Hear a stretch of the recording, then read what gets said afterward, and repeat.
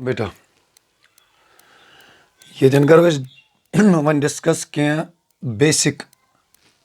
यानी फार्मूला यानी बेटा मैं वो तो कि चैप्टर पढ़ान सह पढ़ान इंडेफिनिट इंटेग्रल्स यानी चैप्टर पढ़ान सह पढ़ान इंडेफिनिट इंटेग्रल्स तो अत इंडेफिनिट इंटेग्रल्स मज वोन मे तुह कि इंडेफिनिट इंटेग्रल यह हसा रिवर्स प्रोसेस ऑफ डिफरेंशिएशन ये पे तुम बेसिक फार्मूला डिफरेंशिएशन मज पढ़ान ये पे पढ़ना बह तुह यानी कह स्टैंडर्ड इंटेग्रल्स ये हेल्प सत पत यानी यम जन एक्सरसाइज हेकु तुम यमो फार्मूलाओ सत यानी बेटा सॉल्व कर हाँ बेटा तुझे पाई कि अगर बह डिफरेंशिएशन ऑफ एक्स निम सह पाई यानी यह डिफरेंशिएशन ऑफ एक्स सह बेटा 1 माने गो यानी यह डिफरेंशिएशन ऑफ एक्स बेटा सह बेटा 1 यपर वोन मे तुह कि यह इंटेग्रेशन यानी यह इंडेफिनिट इंटेग्रल बेटा यह हसा रिवर्स प्रोसेस ऑफ डिफरेंशिएशन माने गो यानी 1 डिफरेंशियल कोफिशिएंट कमुक बेटा एक्सुक तेल वन बह ये कि यानी यह इंटेग्रल कमुक 1 यानी कांस्टेंट यह क्या बेटा तेल यह हसा एक्स यानी गो याद थवन derivative of x that is 1 अति थो तुम याद बेटा कि इंटेग्रल ऑफ 1 सह क्या बेटा सह एक्स इन जनरल हेकु तुम ये याद थ बेटा यानी अगर ये के कांस्टेंट यानी इंटेग्रल ऑफ क्या बेटा इंटेग्रल ऑफ कांस्टेंट हम बेटा ये तुम वनान यानी अगर बह ये निवान डेरिवेटिव ऑफ 2x यह 2 यानी यह लेखान साइडस 2 कड़ान नेबर तो यह डिफरेंशिएशन ऑफ एक्स बेटा दैट इज 1 ये पे ये सात इंटेग्रल ऑफ कांस्टेंट कड़न यानी के यह नेबर तो अत बच बेटा 1 यानी integration of 1 with respect to X तो सह के बेटा सह हसा एक्स प्लस के बेटा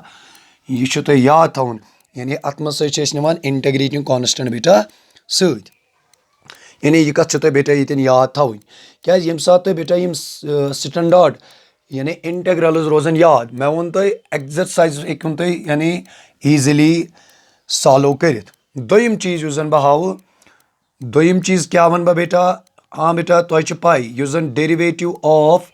अगर बह निमन x raised power n plus 1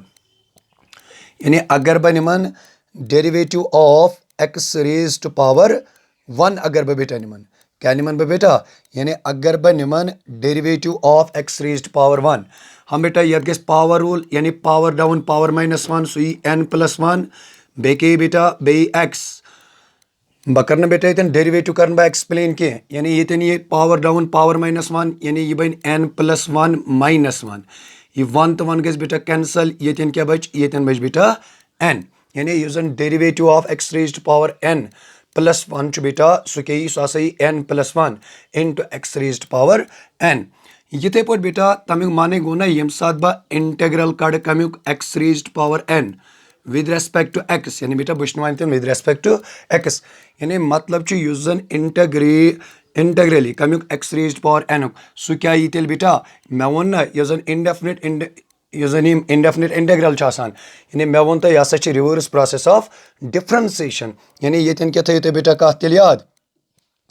ये थो तेल बेटा तुम कत याद कि इंटेग्रली कमुक एक्स रेज्ड पावर n सह यी ना तेल बेटा x raised power n plus 1 upon के ये n प्लस 1 गस बेटा डिवाइड यानी तुझे युत याद थवन यह x raised power n integral बेटा सह क्या यह पावर रूल वनान सह हसा x raised power n plus 1 upon n plus 1 मगर प्लस के बेटा प्लस यह सी मगर ये बेटा कत थवन याद n is not equal to -1 क्या अगर n बनो बराबर -1 यह गस तेल यानी यह बिगड़ी तेल सारी खेल अत यह बेटा याद थवन कत अत ये पे बेटा त्रेयम कुछ निमन बह चूंकि तुझे पाई यह डेरिवेटिव ऑफ यानी log x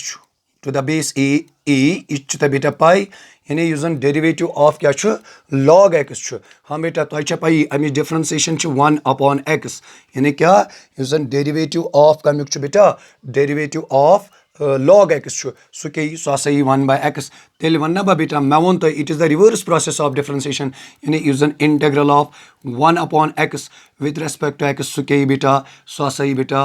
log mod x मगर बेस के बेटा बेस सी हाँ क्या जे mod क्या जी ये गस तो क्या तो बेटा logस मज पढ़मुत क्या जे logस नजदीक युस ते सु हसा गस आसन बेटा पॉजिटिव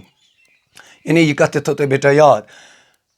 यु जन बह ूरिम निमन बेटा तो पई ब्याक यु जन डेरिवेटिव ऑफ यानी यु जन बेटा डेरिवेटिव ऑफ कमिक डेरिवेटिव बेटा e raised power x यानी यु जन derivative of e raised power x छु बेटा सो हसा छु e raised power x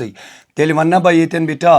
यानी यु जन इंटीग्रल छु कमिक इंटीग्रल छु बेटा e raised power x so integral के यस तेल सो हसा e raised power x मगर याद थो बेटा यम साथ बोर्ड एग्जाम तो आसन यानी सी छु अतन बेटा जरूरी न्यून ये पे निमन बह बेटा ब्याक यानी यु जन डेरिवेटिव ऑफ हाँ ब्याक चीज यानी a raised power x छु बेटा यु जन डेरिवेटिव ऑफ कमिक छु बेटा a raised power x यु जन बेटा डेरिवेटिव छु सु के सु हसा a raised power x upon के बेटा अपॉन ई यानी बेटा यु जन डेरिवेटिव छु कमिक छु बेटा डेरिवेटिव यानी derivative of a raised power x यु जन बेटा डेरिवेटिव छु सो डेरिवेटिव क्या छु बेटा सो हसा छु a raised power x बे के छुस log a यानी सो के छु बेटा सो हसा छु derivative of a raised power x के छु सो हसा छु a raised power x log a अति थेना तो बेटा ब्याक कथ याद यानी अगर बह वन निमन integral of a raised power x integral क्या यस बेटा तेल सो यी ना बेटा a raised power x मगर यु जन ये log a छु ये क्या गस बेटा ये या सा गस बेटा डिवाइड मगर प्लस के यस बेटा प्लस ये सी ये कथ तो बेटा याद थवन मगर बेस कस निवान log सतन सो हसा निवान बेटा ई ये कथ थवन ये याद यानी बेटा यम जन नोमनी में ये तो बे याद बस सिंपल तो याद थवन यम साथ डिफरेंशिएशन याद इंटीग्रल हेकु तो बेटा यानी इजीली याद थत अम पत क्या निमन बह बेटा ब्याक चीज चूंकि तुझ पाई यानी बेटा यु जन डेरिवेटिव ऑफ वन निमक बह ट्राइगोनोमेट्रिक फंक्शंस यु जन बेटा डेरिवेटिव ऑफ sin x छु सु के छु बेटा सो हसा छु cos x तेल वन्ना बह बेटा येतन यथ पट कि यु जन इंटीग्रल ऑफ cos x छु यानी यु जन इंटीग्रल ऑफ cos x छु सु क्या सही सो हसा sin x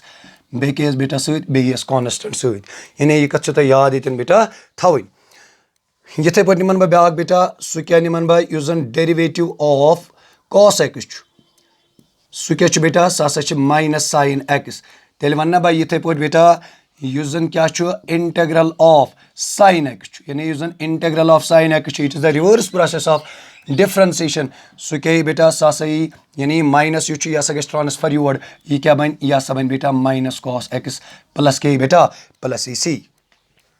यथे पट बेटा अगर तुम ब्याक वो यानी यु जन डेरिवेटिव ऑफ कमिक छु यानी यु जन derivative of tan x keep in mind यानी बेटा यु जन डेरिवेटिव छु कमिक यानी बेटा यु जन डेरिवेटिव छु कमिक डेरिवेटिव छु यानी यु जन डेरिवेटिव छु बेटा कमिक यानी tan x यु जन बेटा डेरिवेटिव छु सु के छु सो हसा छु sec square x keep in mind यानी यु जन डेरिवेटिव ऑफ tan x छु सो हसा छु sec square x तेल वन्ना बह बेटा येतन यथ पट कि यु जन इंटीग्रल छु कमिक sec square x यु जन डेरिवेटिव छु सो हसा बेटा tan x प्लस के यस बेटा इंटीग्रेटिंग कांस्टेंट यानी यह तो बेटा ये याद थवन बस डिफरेंशिएशन गस याद आसुन यानी इंटीग्रेशन हेकु तो इजीली करित यथे पट बेटा यु जन ब्याक के निमन बह यानी यु जन बेटा अम पत यु जन बह बेटा ब्याक निमन सु क्या निमन बह सो हसा निमन बह बेटा वन यानी ओतान न्यू मैं tan x तान न्यू मैं बेटा यानी योतान हेच तुम नुम कम बेसिक फार्मुलाई अम पत यु जन बेटा ब्याक निमन हाँ बेटा यु जन ओटिम फार्मुला निमन तुझ पाई यु जन d/dx differentiation of cot x बेटा यानी बेटा यु जन differentiation of cot x so differentiation of cot x के बेटा यानी यु जन डिफरेंशिएशन ऑफ cot x बेटा सो हसा minus cosec square x keep in mind यानी यु जन डिफरेंशिएशन ऑफ कमिच cot x so differentiation of cot x क्या बेटा सो हसा माइनस cosec square x यानी यह जन differentiation of cot x so minus cosec square x तेल बनाना बह अति बेटा यानी ब्या फार्मूला तेल वन्ना बह जन integral of cosec square x बेटा यानी तुम वुचन कोसेक स्क्वायर x कमिच डेरिवेटिव सह यी बेटा cot x मगर बे क्या माइनस यह मगर प्लस के यह बेटा प्लस यी सी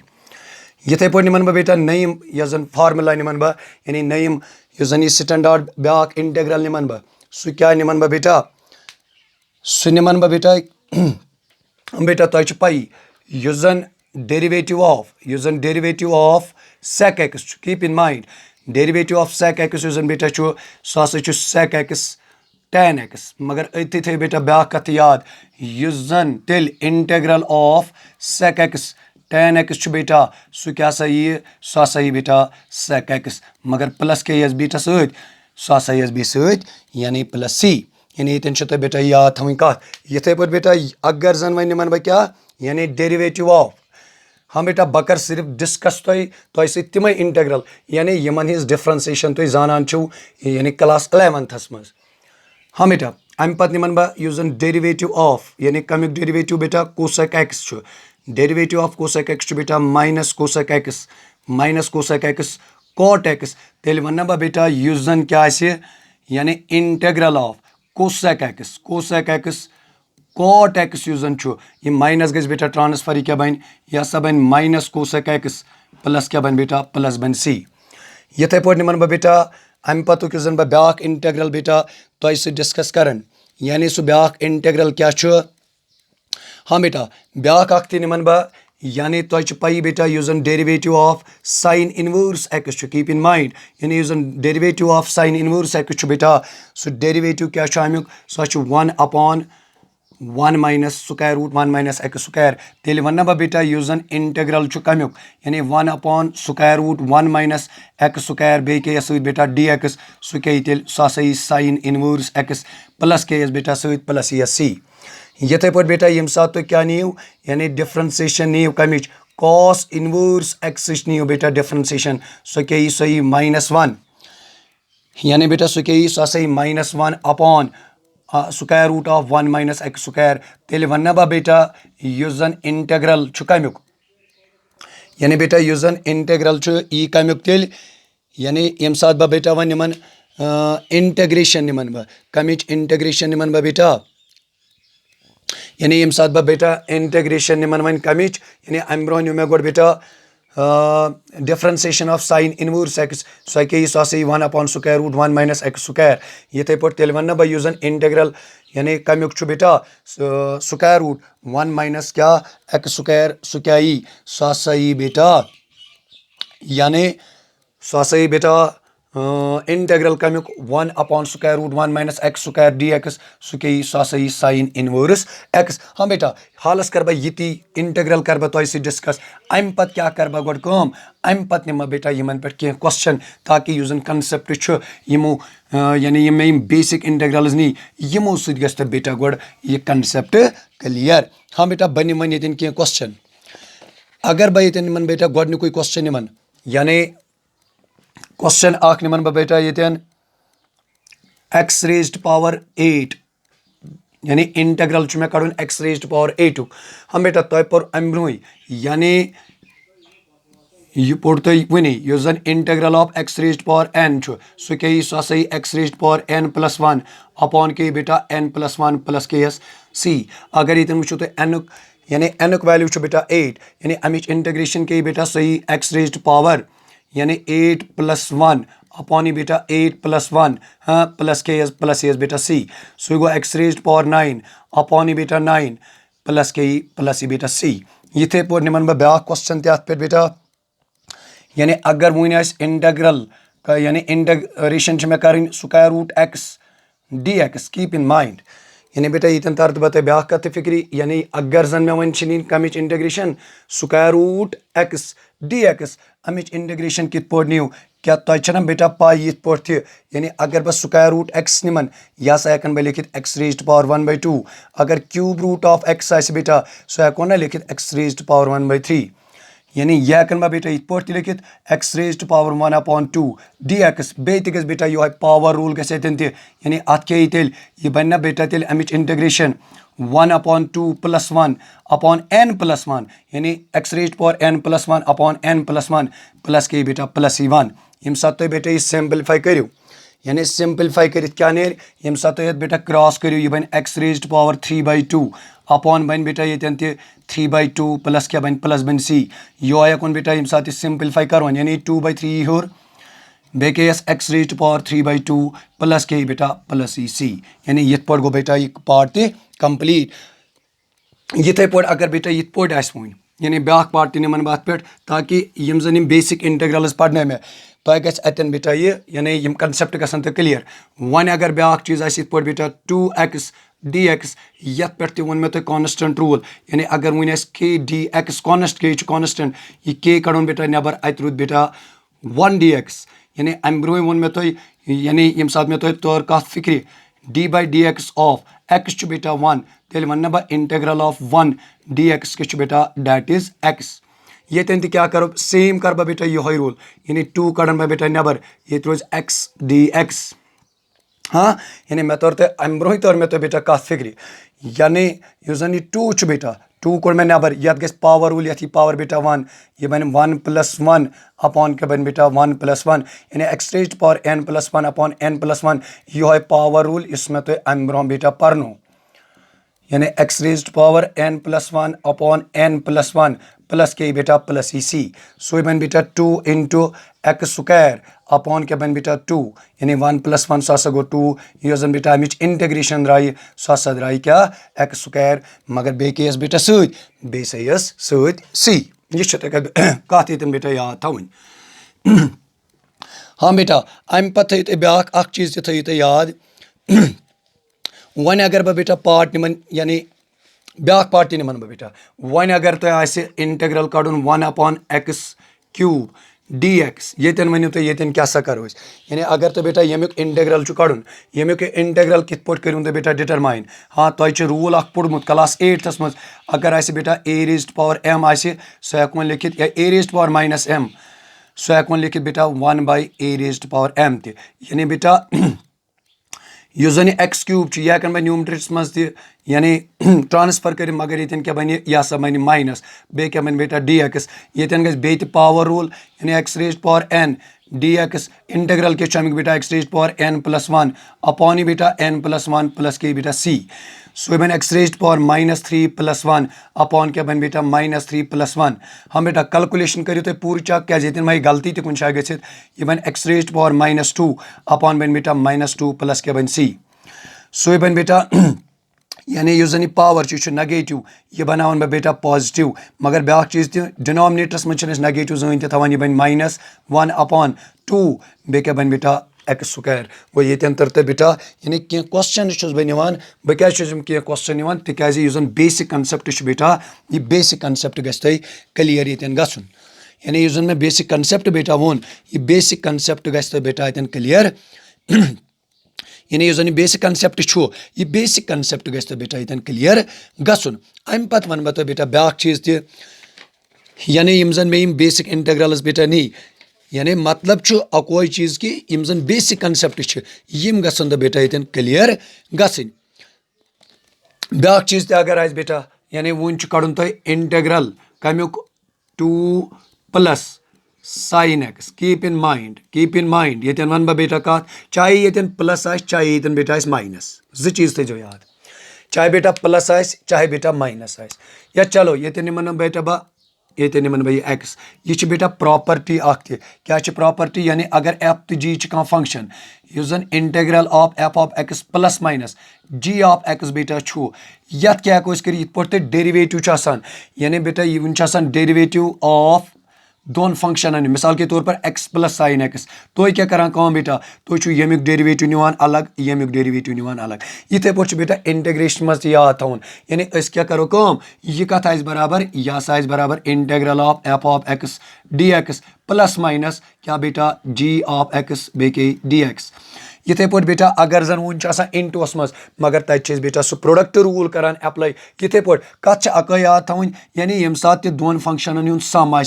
दोन फंक्शन हूं सम या बेटा इन मजबाग माइनस साइन इंटग्रल करो यानी सह करो अलग अलग यह चीज तो बेटा याद थवन ये ब्या चीज थो याद अगर वन के यानी के बेटा कह कॉन्स्टेंट यानी अगर के बेटा कॉन्स्टेंट बे f of x d x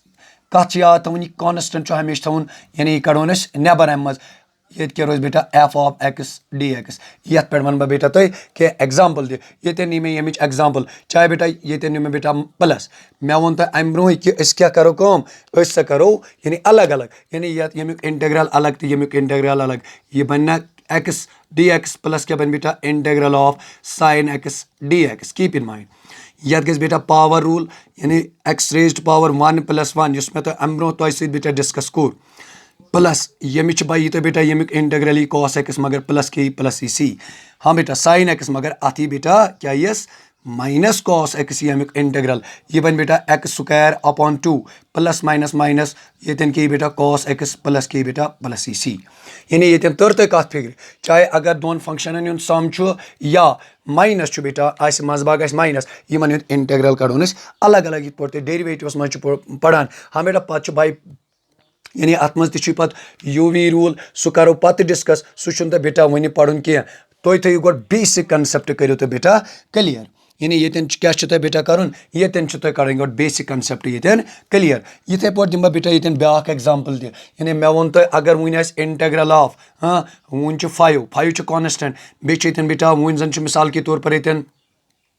e raised power 4x बे बेटा बे डी एक्स तो वो मे गोडनेथी कॉन्स्टेंट कड़ो नबर ये क्या बचो बेटा e raised power 4x D x simple यानी बेटा 5 गो इथे पे तो वो मे वन जन इंटग्रल कमुक बेटा e raised power x गो e raised power x गो ये ती बेटा e raised power x मगर ब्या कत याद थवन यम सात बेटा यथ करियो डेरिवेटिव हालांकि मे वो तुम यम ब्रूमिस लेक्चरस मज यानी लीनियर खतर थो याद यानी ax + b यानी मगर डिफ्रेंसिएशन अगर तुम बेटा यथ करियो कीप इन माइंड ये तुम डिफ्रेंसिएशन करियो ये क्या बन यह बन e raised power 4x मगर ये पावरस गस पे बेटा अलग यानी 4 नीर बे नबर एक्स गई 1 यानी सह 4 गि इंटू मगर ये क्या गस बेटा ये गस डिवाइड क्या यह बेटा रिवर्स प्रोसेस कमिच डिफ्रेंसिएशन प्लस के बेटा प्लस सी यानी ये तौर में तो बेटा होत पे कत फिक्र यानी चाहे मजबाग प्लस माइनस चाहे बेटा क्या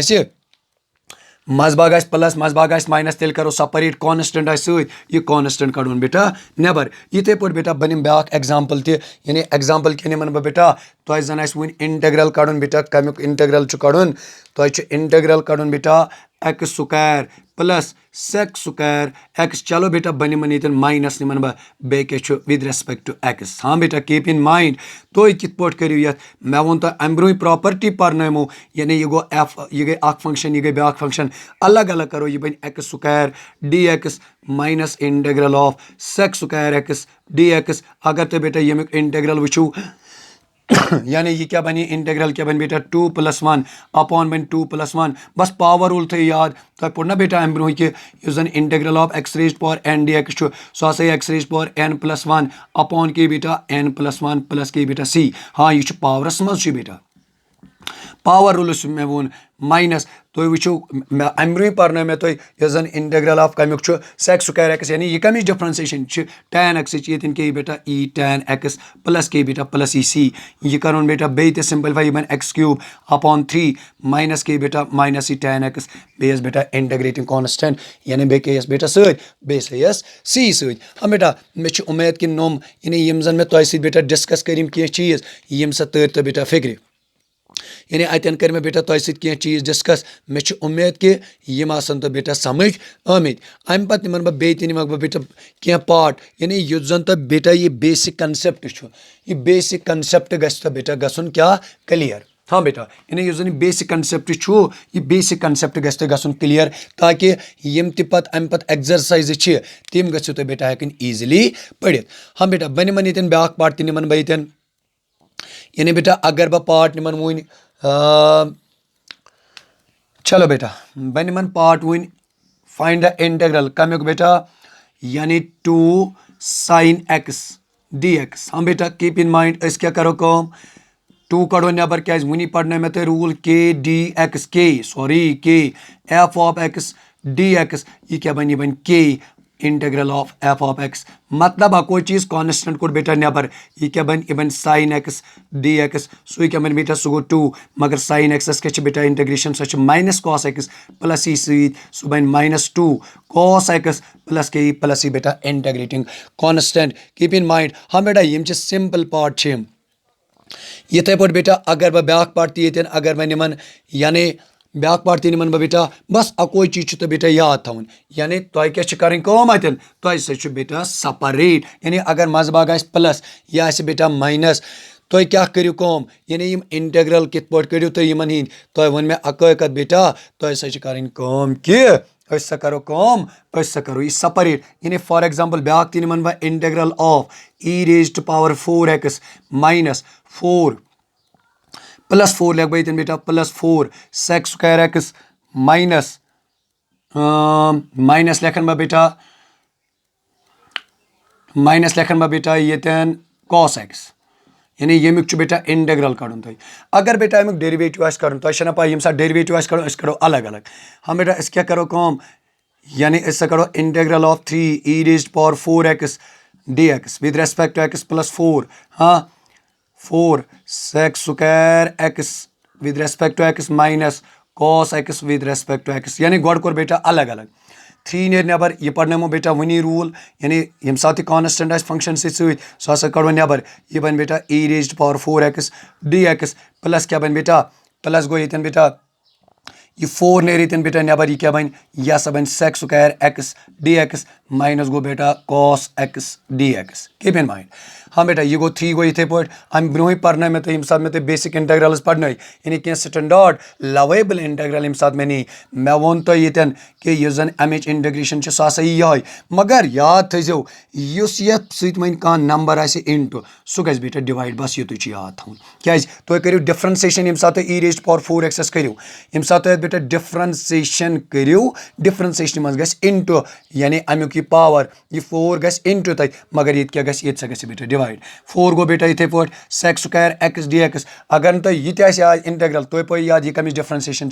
यह सा tan x यानी अमुक इंटीग्रल ये tan x बेटा माइनस के बेटा यमुक क्या ये इंटीग्रल सह ये बेटा sin x प्लस के बेटा प्लस हसा सी यानी ये तर तो बेटा ये कत फिक्र यानी बस के एग्जाम्पल दिवान क्या नमो एग्जाम्पल सह बेटा ये जन बेसिक कंसेप्ट बेटा ये बेसिक कंसेप्ट गि क्लियर यानी यह जन बेसिक कंसेप्ट ये बेसिक कंसेप्ट गि बेटा अतन क्लियर तुम गन क्या ये बेसिक कंसेप्ट तो बेटा क्लियर गि कि यम पे क्वेश्चन आसान यानी मे वो तो यम एक्सरसाइज बेटा आसान तम हेक्यो तुम यानी ईजिली कर हाँ बेटा अम पे निमन बह बेटा ब्या क्वेश्चन अगर बह निमन यानी वो निमन बह बेटा क्वेश्चन यानी बह निमन बेटा sec square 3x plus 4 keep in mind यानी मेन्यू बेटा sec square 3x plus 4 हालांकि ये साथ बेटा भाई सब्स्टिट्यूशन मेथड पढ़ो तम साथ गई कंसेप्ट क्लियर मगर ये तार बह यह कत तुम फिक्र तुम क्या तार बह कत फिक्र sec हाँ इंटीग्रल कमिस यह सा tan बे tan x यानी एंगल 3x plus 4 मगर कत थो बेटा याद यम साथ यानी यम साथ बेटा डेरिवेटिव कड़ो हाँ तम साथ गए बेटा इंटू मगर ये क्या गि बेटा ये सा गि डिवाइड यानी यम साथ बह एंगलस करा डिफ्रेंसिएशन तत या 3 या इंटू मगर ये सही बेटा यानी ये गि डिवाइड मे उम्मीद बेटा कि यम मे तुम कह यम बेसिक इंटीग्रल्स वन यम आसन तुम समझ आमित बे क्वेश्चन ये वन यम ते बेटा तुम समझ आमित तो इंशाल्लाह पगह पे जो ब्या टॉपिक सह बेटा एक्सरसाइज